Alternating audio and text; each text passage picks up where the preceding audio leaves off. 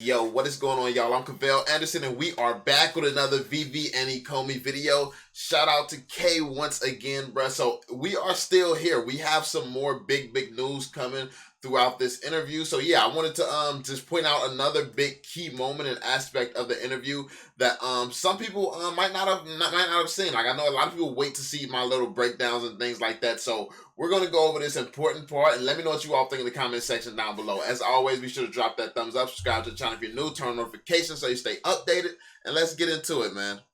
Just on the point of like kind of like new things coming out, so we know we've got accessories for showrooms. And once again, shout out to K. He asked great questions this entire interview. Shout out to K, man. You know, we've got like the new kind of comics, so a new type of digital product with Veveverse, and I can see that you guys have quite a lot of like brands that are kind of like in, for example, trading card games. Could we potentially see more digital products down the line? Maybe kind of like trading cards where innately they are designed to be games, right? Basically, what he's trying to say is, can we play Yu-Gi-Oh? Is that coming? Like, is you gonna be able to take Yu-Gi-Oh cards, put down a Yu-Gi-Oh card, and actually battle it out, seeing the characters pop up and stuff like that? That'd be so fire if we can get like a mini Yu-Gi-Oh type game or something like that, where you can actually see, like, you can lay out the cards, you can see all the freaking monsters as they jump out the cards and stuff. That would be fire. Imagine a whole game like that on VV. And it's not out of the realm of possibility. It's just getting permission to do things like this, and obviously securing the Yu-Gi-Oh license if that's not already secured, just saying. But that would be fire. So something that would like fit in quite well with a gaming kind of metaverse. Yeah. As you've just said, I think that those as a product, absolutely. Yeah. Right. There's definitely other types of digital products, and then depending on that product, you have different gamification elements that you can build in. And it's probably something we should talk to Trevor about a bit more, and he may not have information on it for a few months yet. But absolutely, right. The part of the gamification, or even just mini games, if you can go into someone's showroom and play some mini games, depending on what they have, it obviously augments the user experience. So that's interesting. That's very, very interesting. Being able to go into someone's showroom. So basically different mini games based on certain NFTs and based on what someone has.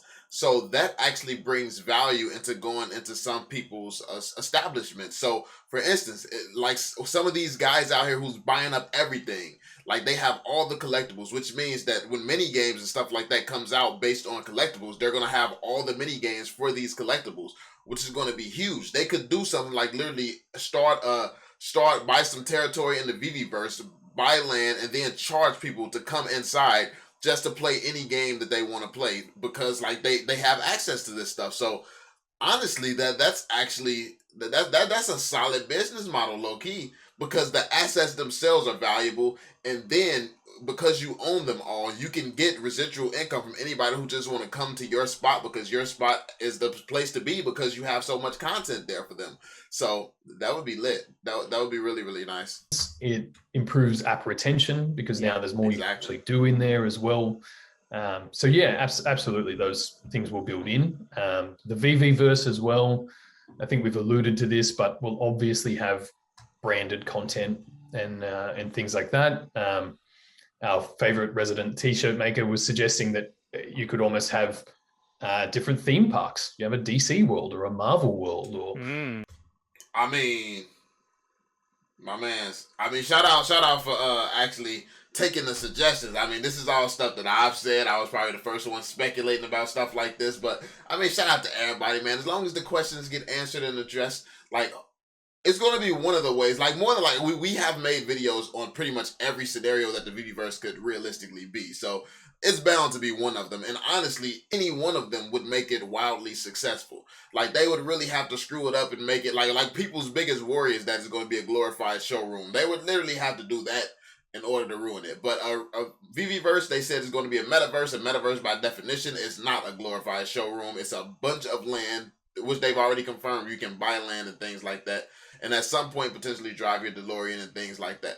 So, but honestly, the DeLorean aspect, like specifically driving the DeLorean, maybe that's tougher to do. But if you have a different brand, like car brands, for instance, that may be easier to do. The DeLorean has a bunch of time machines things, or a bunch of different things tied to it. So maybe it's not as easy licensing wise to allow you to drive that around the Veveverse. But some like just regular cars, I don't think it would be that hard to secure something like that. Just have different theme parks. You have a DC world or a Marvel world or those kind of, and then, you know, whether they build it or we build it, like you can have licensed or branded games within that, you know, and different experiences. So like, I think that's where this goes. Frankly, you know, I really think that's what we should be using the IP to that capacity. That's amazing. Honestly, this is what I was thinking. I was thinking that it would be this. I'm thinking that it was going to be that, obviously, in its own area. They're going to have their areas around the place, but then the map, like the rest of the land in between and stuff like that, it's just stuff that we can buy up and build whatever we want to build there. You're going to have the hot spots, which is obviously going to be the branded places, and then places in between is just going to be community. So you're going to have a bunch of community stops on your way to wherever you want to go for any of the bigger events. So that's always been my vision of it. But yeah, it sounds like that's what's at least in talks, maybe. So interesting. You know, to build in more and better experiences. And it's just another thing that continues to set us apart from the competition, right? There are other metaverses out there, other gaming metaverses, but like none of them have the IP that we have, which is really cool, right? And then of course the next one is going to want to do it, and you know, you build that in as well for their sake as well as ours, which for David, you know, as a genuine fan and collector of a lot of this work, I can't imagine wiping the smile off his face if he's helping people's, you know, he enjoys their work and he is helping them expand their career or their fan bases too. Like that's an awesome thing to be able to facilitate. Yeah, exactly. Yeah, it's cool. Yeah, that's definitely like quite I guess inspiring to hear as well. And it's definitely very reassuring to kind of just see, you know, everything that Vivi's done to kind of, you know, be compliant, kind of target this market, you know, go from, I would say, the most riskiest stage, survive that, and then now go through this kind of phase of growth and, you know, getting more adopters on in, like, you know, different phases. So I definitely see that this is a project, because a lot of people have this concern about the you know, impending crypto bear market, and how, you know, that's going to like destroy VV, etc. But I feel like the way that VV was designed, so I recall in an AMA, part of the reason one of the products like kind of got abandoned was there was a crypto bear market that hit. I think it might have been like the Ecomi 1 stuff. So I guess, you know, having thought about how to structure Omi and everything in terms of tokenomics to kind of be a bit more resistant to, you know, a bear market, for example, where all crypto prices are low, because you still got the burn baked in, which benefits from lower Omi prices. Correct. Yeah. And yeah, that's even to get to the point of launching VV, like so many things have happened on this journey, you know, and most people weren't around for it, but like, yeah, we had a raise back in 2018 and we had 4 products, you know, the wallet, the collectibles platform, the Ecomi 1, which was meant to be a payment card.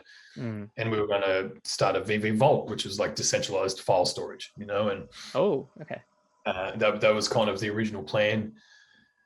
Had the white paper, you know, tried to build this audience, all of that. I think by the time we kind of got to it, there was exhaustion in the market. And then the day we launched the raise, ETH fell off a cliff, the whole market tanked, and we were just well and truly in a bear market for 2 years, you know. So we came through that, you know, we built through the bear market, right? And a lot of companies didn't survive. We stripped everything back. We got rid of the vault and the one, restructured the tokenomics. So based on this, one thing that I'm hearing and one thing that I do want to point out, and I think is very, very important, is VV's their mindset is already on other things, bringing other products and stuff like that, or Ecomi, I should say. Their mindset is already towards other things. They just had to reel it in, make it a little bit more focused and targeted because it was the best thing to do to survive in the long term. So they're not against, like, people make it seem as though, oh, VV's the only thing, there's not going to be any utility added and things like that. Obviously that's been debunked, he's confirmed that, but you have to take into consideration the fact that they're used to adding in things, basically doing whatever makes sense at the time. They're willing to create whole new things, or they're willing to drop things that's just not working. Like, they're willing to do what it takes to make the project successful, and that's what you need. A decisive team, strong leaders, leading an industry. They have what it takes to lead this industry, and like, I want, this is why I 100% stand behind this team. Like, this is what they show me. This is what I see from them every time I see them. I see strength and leadership and great decision making. So, yeah. Product re-raised, went out there and same again, right? This is still at a point where no one had any idea about NFTs.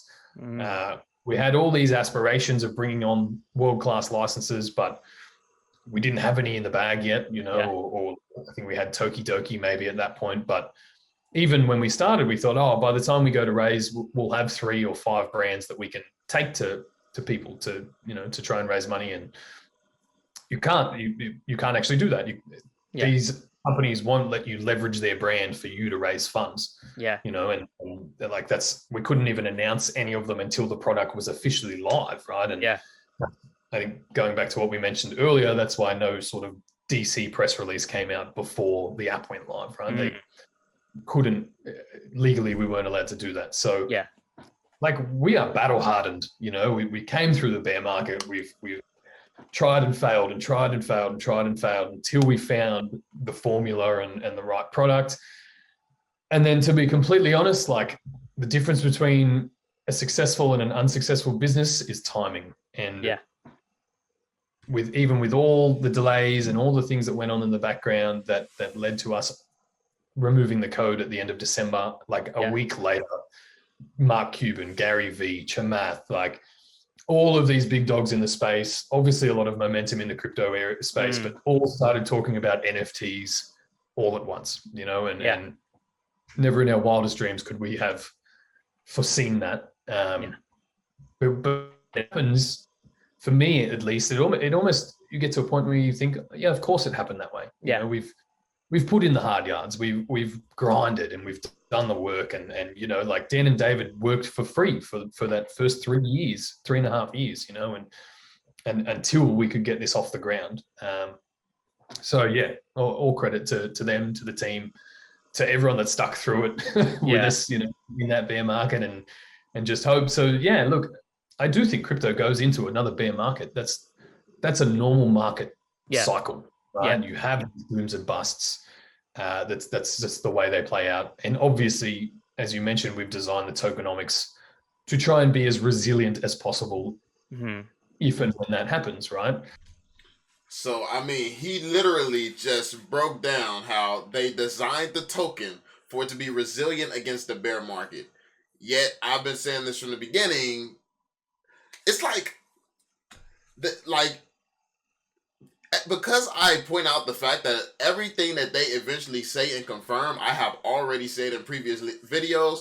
People like to say, oh, you got an ego. No, I just listen to what comes out of their mouth and I let you know what they said. It's like, okay, if they built it this way, the tokenomics works this way, then that means that no matter what crypto does, like, it just makes sense that, this license reveal, like, if Marvel would have went on this press run during the bear market, like, you saw what happened when Marvel was released. If we were on more exchanges and it was the middle of a bear market with that Marvel release, what do you think would have happened? Like, that's always been my point with this.